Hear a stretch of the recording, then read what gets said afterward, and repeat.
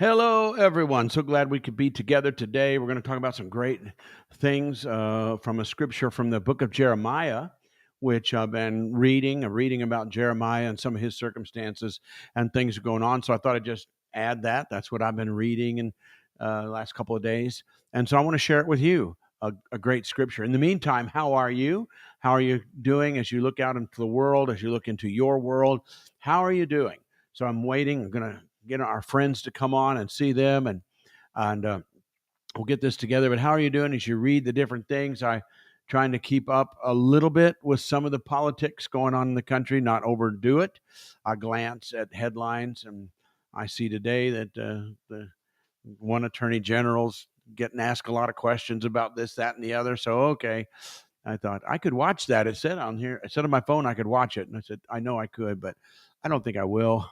Well, I'll read the headlines afterwards, right? So anyway, interesting times we live in, as usual, and trying to stay prophetic and stay positive at the same time, understanding that we are in an age of undetermined future, which is really, really difficult for people. Traditional religion, sometimes we call it even some reformed theology, big word for it. Uh, Reformist kind of generally, there's probably exceptions. They are dispensationalists. You know what that is? Like, uh, we're in a dispensation, and this is not the dispensation of miracles. It's not the dispensation for speaking in tongues or anything. We're in a dispensation. But anyway, uh, uh, so I've been studying up on that and looking at that and trying to, help people get through that. What is going on? We want to be positive. We're not stuck in a dispensation, because what we do affects what God does. What God does affects what we do. The thing we don't want to fall into is the saying that we hear all the time. Let's see if I get it right. I think everything happens for a reason. Everything, yeah, even on TV. I'm not a big TV watcher. It's rare how much I watch, uh, but occasionally I've heard it. Just some shows on or something. I'm over at somebody's house or something, and a show's on, and somebody will say, "Well, everything happens for a reason," and everybody agrees. But what that's basically saying is everything that happens is already predetermined, not sporadic, like it happened. Okay, well, let's find a reason, or must be a reason. It's like it happened because there was a reason for it to happen before it happened. So, dispensationalists, some of them, reformists, some of them, it's not everybody, believes that the sovereign will of God is already fixed, and then we just go along with the flow and plug ourselves in as we go. But that makes no sense if you read the Bible. If you just take it as it is, then it makes sense, but can make sense. But if that would be the case, then if everything happens for a reason, then when Adam and Eve sinned in the garden, that would mean that God sovereignly planned it to happen so that they could fall, so that he could bring salvation, grace and salvation, and eventually the Messiah, Jesus, to die for our sins. And that whole thing was all pre-planned, as opposed to Adam and Eve were told what to do, and they had a choice. They made a poor choice, and then God responds to their poor choice, right? He knew there's a 50-50. You could obey, you could disobey, you could eat to the tree, you not eat to the tree. If you eat of the tree, then you're going to continue in prosperity, safety, and the plan of God to touch the whole world, right? To take dominion over the world, because out in the world were demonic forces and powers of darkness. We're out there. Now I'm going to raise up two people, Adam and Eve, and their families, and you're going to take dominion over the world. Instead of God taking dominion, they're going to take dominion through the power of God and the glory of God. That was it. The other choice was, but if you eat of the tree that's in the middle of the garden, you're going to die. Okay, there you have it. And so they made a choice, and the choice changed history, right? So not everything is fixed. Everything is choice, right? The Bible says, "I lay before you life and death, blessing and cursing. Choose life, but you could choose cursing." All right. So I don't like that. Everything is fixed. Now, that's the reason I'm saying that is because we live in an undetermined future right now. Because the determining factor obviously is God, what his choice is, what he'd like to do, and then the choice is ours whether to do it or to do something else. If we do something else or we follow something else, then that will determine the next move of God, right?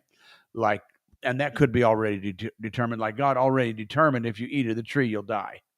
Or if you don't, you'll continue to prosper in dominion, take dominion over the earth. So there was really two choices. So we might be an undetermined future. Maybe we only have two choices, right? You follow God, right, and do what's right, and hunger for God. And then if not, if we go another way and we hunger for the world or follow this or that, then what's going to happen? And that's kind of where we are, understanding that our future is undetermined, and the biggest players in it are God's people, not the devil, not this culture or that culture. It's God's people. What are they going to do with the choice they have to change the course of America and the world? And right now, I don't know. There are some good signs. One of my particular thoughts, if you talk about sovereignty, they say, and it's true. Through the years, people will say, and I think it might have been, I think Jonathan Edwards, I think, said a revival is a sovereign work of God. Okay, so, but sovereign did not mean it's there all the time. It means he points his finger and then he points his finger over there and revival's over there. Now it's over here. But in my opinion, it's sovereign in that God has already predetermined that he will revive his people when they need to be revived. He'll do it. He's a reviving God, a refreshing God, a renewal God, right? And so that's already predetermined that it's out there and available, that it's available through the Holy Spirit. And then as things worsen, the grace of God, I think, will increase. It increases for the people of God to make that choice and fall into it to where we have a revival across the land, or maybe even around the world, or maybe it won't be that big. Who knows? But so it's not determined. And then the other is what we're trying to get across, not just to Christians, not just to Bible believing churchgoers, but also me personally, to politicians, entrepreneurs, and influencers, because they too can be convinced that they need to press in and stop. And, like, for instance, Hollywood needs to quit making fun of religion, Jesus, fanatics, pastors, church. They're just shooting themselves in the foot when they do that, because other people then watch it and do the same thing. And so we're shooting ourselves in the foot. We have to balance out with the answer to our problems with a spiritual answer also. And so I'm not saying no politics. I'm not saying no mental health. I'm not saying we don't need some better legislation and better leaders. Yet we do. But we have to have something of a renaissance of the spirit.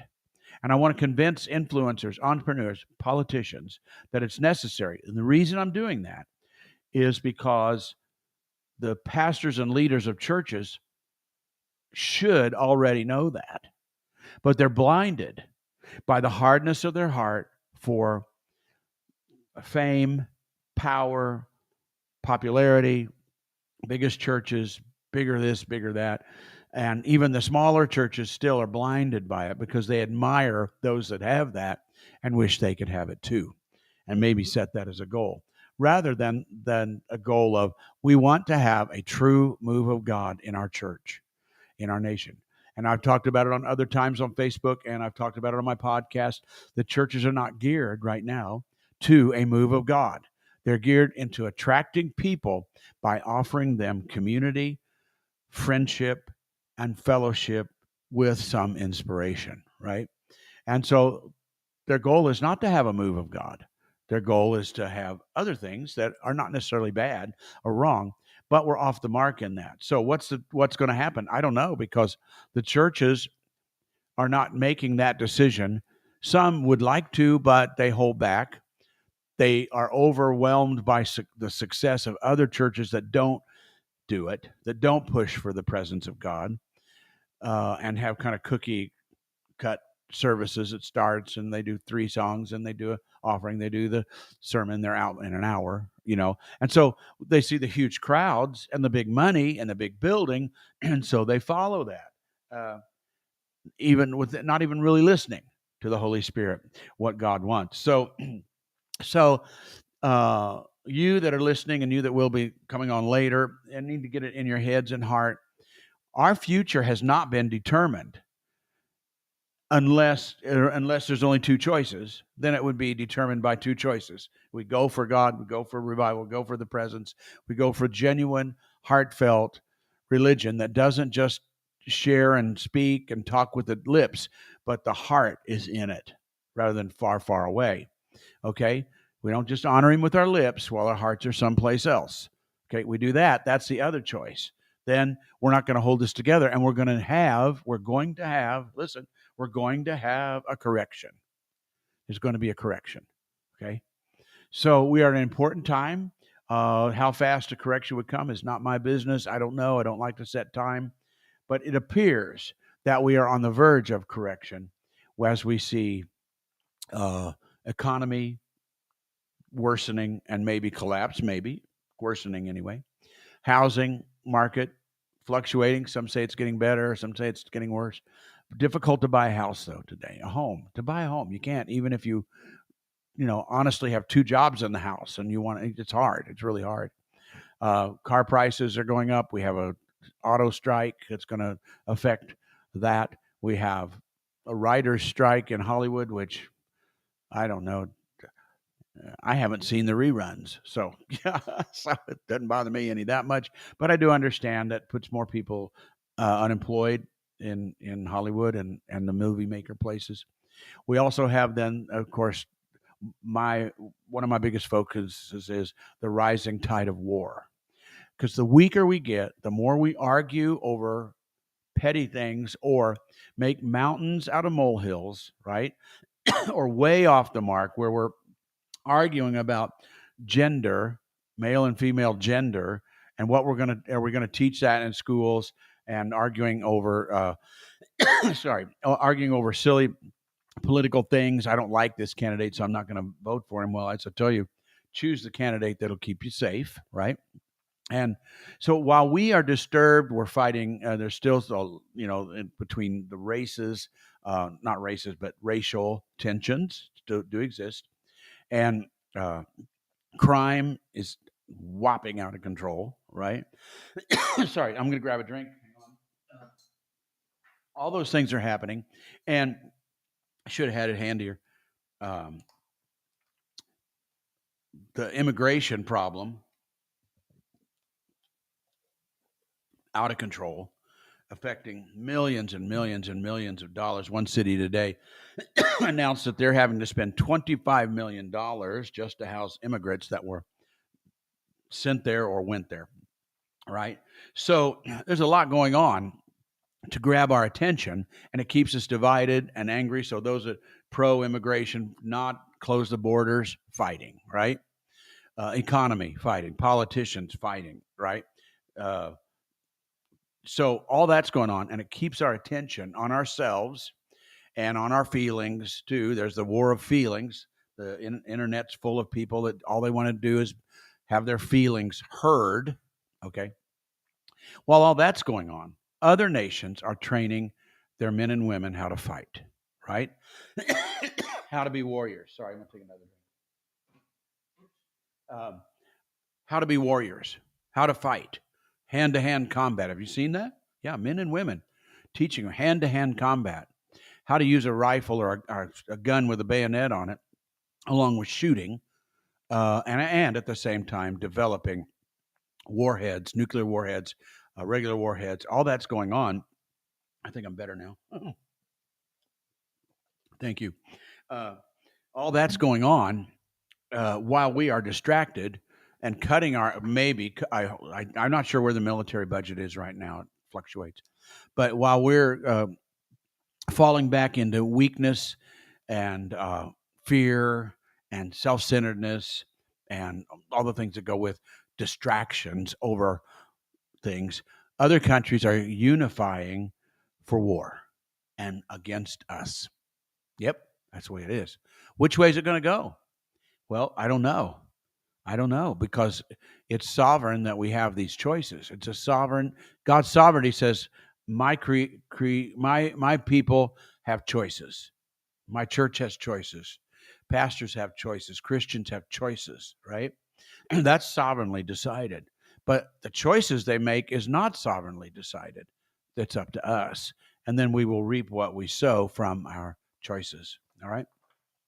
So that's where I am and trying to convince people of the necessity for our country to go that way. Even nominal Christians, even those that, they go to church maybe a few times a year and they're politicians or they go just enough to have a good image, as politicians, whatever, trying to convince them, influencers and entrepreneurs, the ones that have the money to control, that it is at their best interest to stop pushing spiritual things away as though it's unnecessary. And we're at the point where we must make some choices, what we're going to do. And for us, listening now, hopefully, our choice is we want to have a true move of God, and we can, but certain people need to be convinced that it is necessary. And they're not quite there, but they're getting there. And part of my job this year, ending and into the next year, into the next election, then, is to convince people we need to do it for our own protection and safety and a blessed future. All right. So anyway, I've been studying Jeremiah, as I told you when it came on. I haven't said hi to anybody, and Thomas and Jeremiah and John and Amelia, uh, and I saw somebody else. Oh, the Connors. I see you. I've been studying the book of Jeremiah, and I speak on this once a year or twice a year. I might mention it, maybe not even that much over a 10 years period, but Jeremiah 12:5. Okay. I know not too long ago, I may have mentioned it in one of our services. If you have raced with men on foot, and of course, men is a generic title of humanity and people. If you have raced with men on foot and they have worn you out, how can you compete with horses? Very prophetic, astoundingly prophetic for me.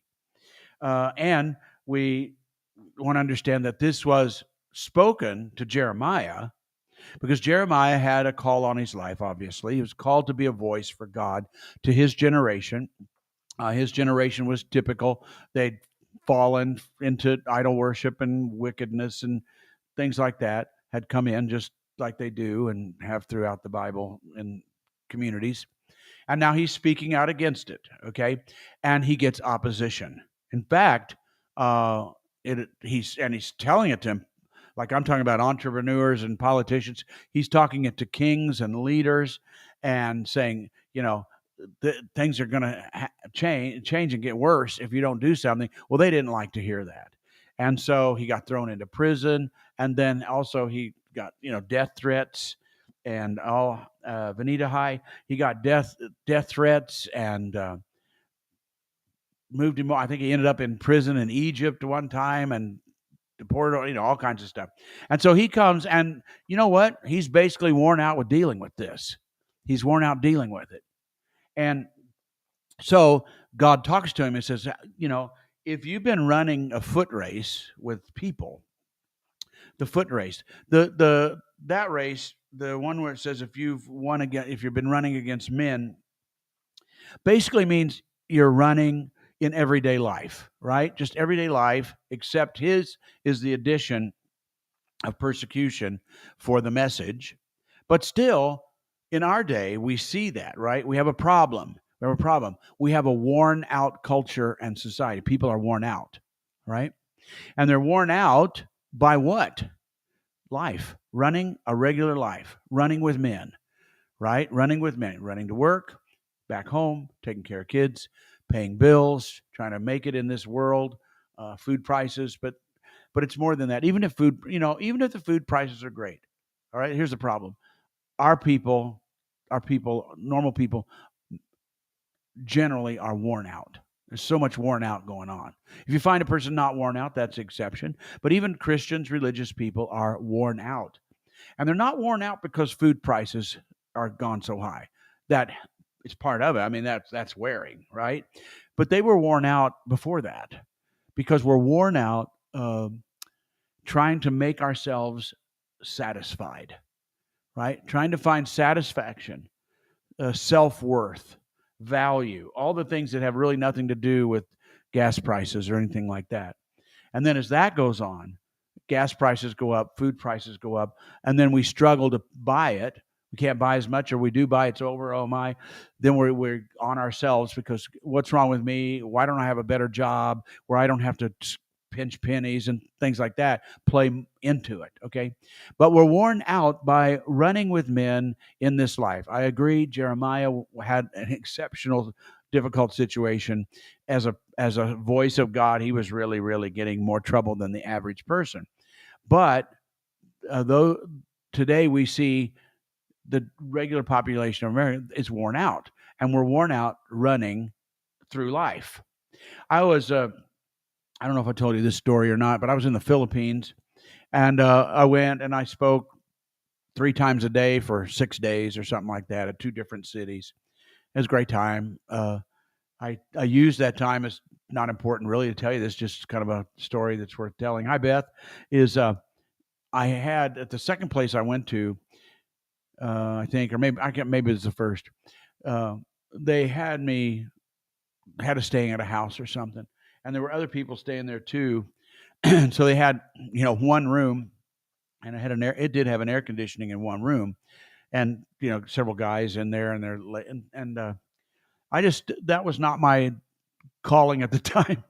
Was to share a room with a bunch of guys.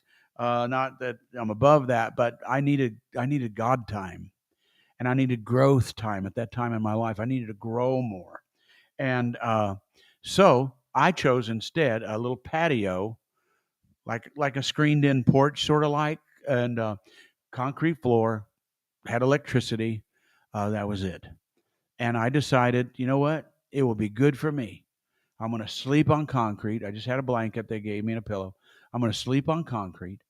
I'm going to have a little bitty light or flashlight, and I'm going to spend the night on the floor, on hard concrete floor, just because that's good for me. It's good for me to experience it. It's good for me to grow. It's good for me to seek God in sort of almost like you would do, like in the Bible, in sackcloth and ashes, or you're fasting. You're fasting. Hi, Nathan. You're fasting on purpose. You're depriving for the strength of God. So I did that.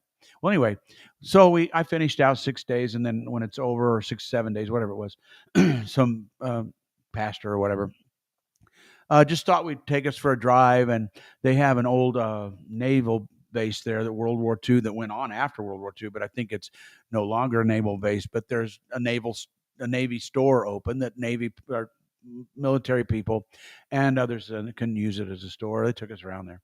So then they took us to Manila, which I'd already been in Manila, but back to Manila because that's where we're going to fly out of anyway. And they took us on, we're going to drive you around Manila and just show you the city. And it was very interesting because while I was there, these tremendous downpours of rain, and it flooded the streets so bad, and there were thousands of cars in these flooded streets, including ours. And all the cars just came nose to nose at every intersection, honking, honking, honking. And there's nothing you could do. For an hour, you sat there, water going by and everything. We got out of that, and then so they took us, go over to the gas station somewhere, and the guy wanted to buy some gas. And while I'm there, um, getting out, I got out of the car and just, I'm still looking around, exploring the atmosphere of this city and over the nation. And a couple were there, and they had a shopping cart. You've seen that. And it appeared that all their belongings were in a shopping cart. And so I noticed them, and thought I'd just talk. Most, they talk English there too. A lot of people do. And they had some English, and some people. I think the Spanish language is still real strong there from when the Spanish did that. And hi, Lee. I see Lee here. Um, anyway, so I struck up the best conversation I could, and it was just chit chat and asking, tell them where I'm from, and etc. And they pointed over, and right next to the gas station, across the street, not too far away, was a city dump, and it was heaped full of dumping this and bad trash, and you could see it. It was there, and and it's big, and right across the street, in the pile of from the dump were their kids. I think there were 3 kids or something. They put, well, there's our kids. Our kids are there. And I could see them well enough, and I watched their kids and laughing and playing in the trash, laughing and playing. And this couple, they didn't have anything. They had and the smiles and the joy, not like some people here who are angry, homeless and angry type, but their smiles, kind, appreciated, enjoyed me talking to them and just smiling. There's our kids. They're so proud of their little kids. I mean, I'm talking about kids playing in their underwear and diaper age, underwear age playing. No clothes, just in their underwear, playing in the trash, happy and playing around. And so I did that, and I caught that, and the mood of who they were. So I come back, and I come back now in the States, and I'm with some, around church people and other people, good people. And hi, Jason. And I start sharing about these kids, okay? And I say, so I saw these kids, and I'm sharing with them. It was so unique that they had so little and were so happy. The trash was their playground, and they were perfectly happy, And they kept playing and playing and playing, and the parents didn't care. It was the trash. Very interesting, right? So I'm sharing that with a group of ladies. That I saw these kids, and they're there, and they in Manila, and immediately, some lady speaks up and says, "We need to do something." So they quickly got a plan. We could get clothes and shoes and backpacks and pencils, and all kinds of stuff. They said, "Hey, we could get that and ship it over to one of our pastor friends, and then they could go to people like that, but they could go to that family, and they could go to the kids in the dump, and because there were other kids playing farther away. It wasn't just these 3 kids. The kids playing in the trash, and we'll give them these things. We'll give them all these things, and help them and bless them." And my response was, "Why do you want to do that? Do you want to make them as unhappy as we are?" Oh, struck a note. Yes, because they're already content with nothing. And here we have everything, and we're worn out trying to maintain it, trying to live it, trying to do all the things. So here's the problem then. The prophet Jeremiah, he's in a special place because he's being persecuted with life-threatening things, and also prison, and all these kinds of things because of the message from God. But nevertheless, that was his calling. He accepted the calling, and now he is worn out running. And God said to him, "If you're worn out running on a foot race with men," okay, which he was. But what was God's next point, which is important? He said, "But then how are you going to compete or run against horses?" Well, that's not even logical, other than when Elijah ran down the mountain after the rain started or was going to start, and outran a horse. Unusual. But for most of us, running against a horse would be a waste of time. We just couldn't do it. But the picture is there. And what the picture is, Jeremiah is worn out in running the race with men in this world, right? Regular race for most of us. And then he says, how are you going to compete against horses? What horses? What horses?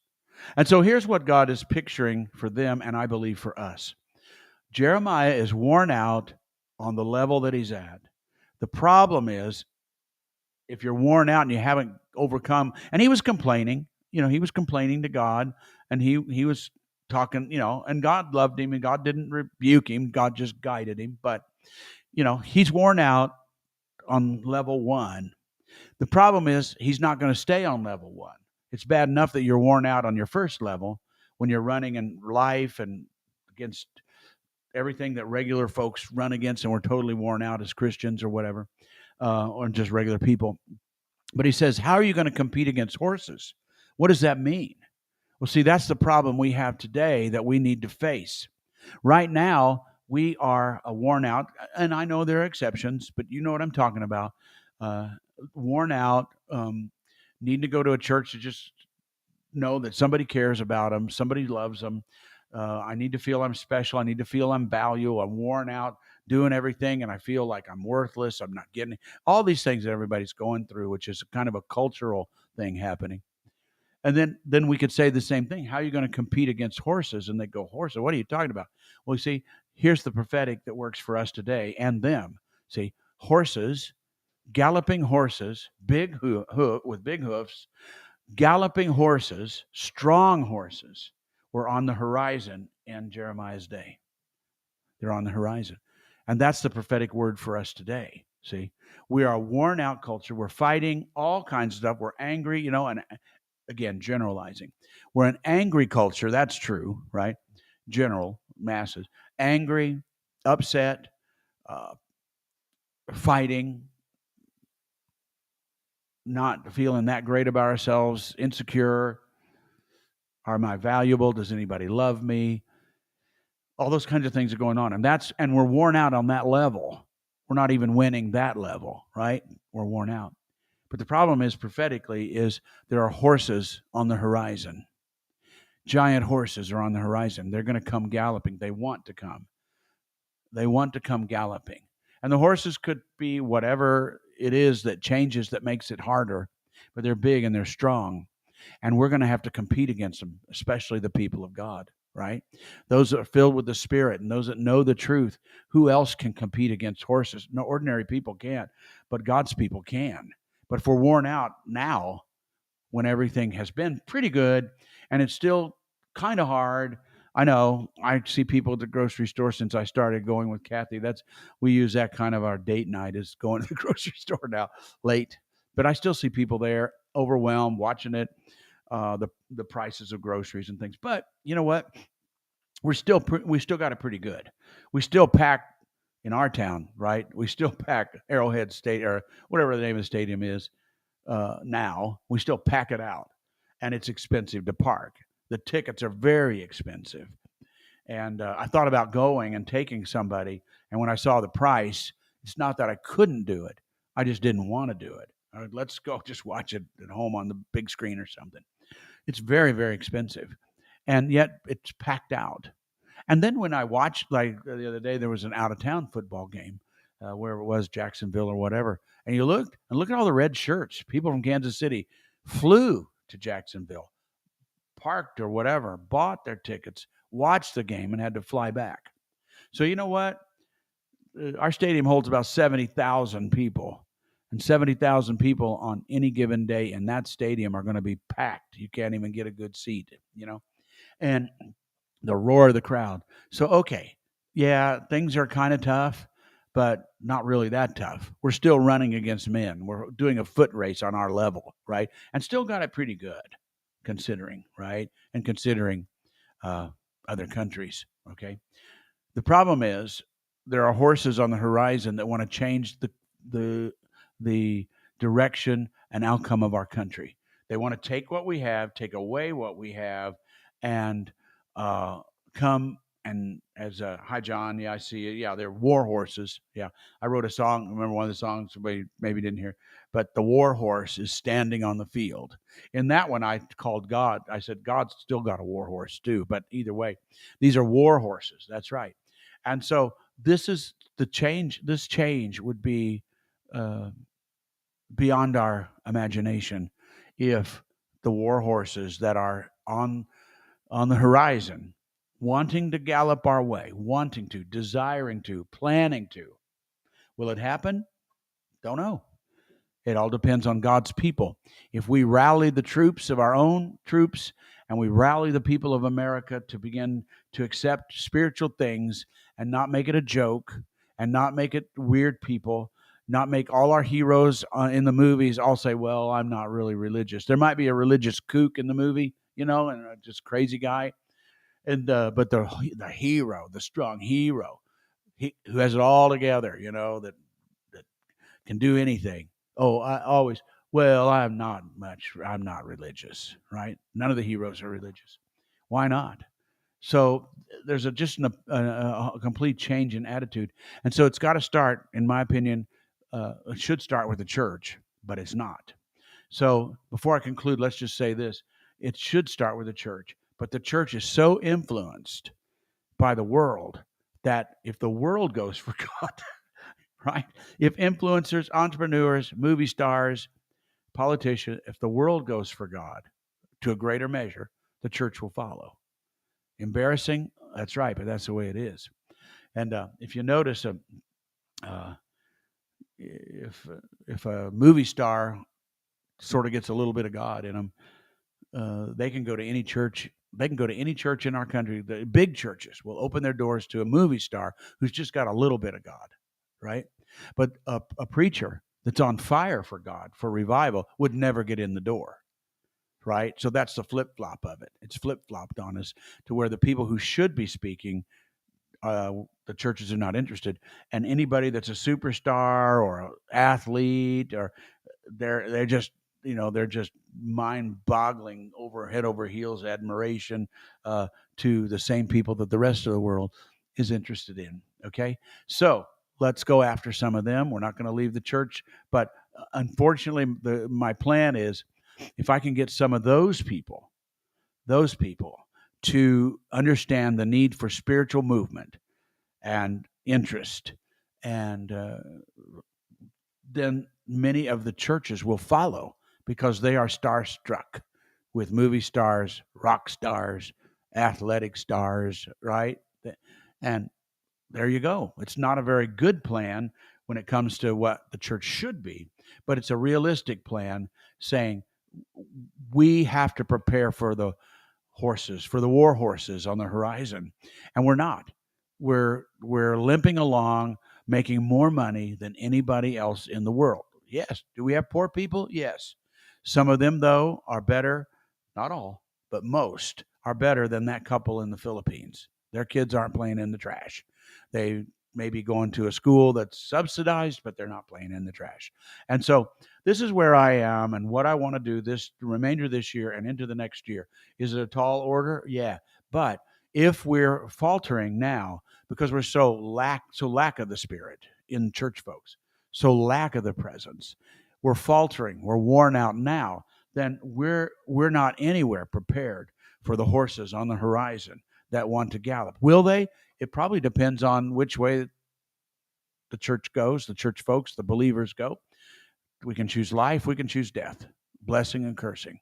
If we choose life, focus on it, and have some renewal, revival, renaissance, right? We reform, a new reformation, all those kinds of things. Then I think we can stand up to anything, and that's what needs to be done.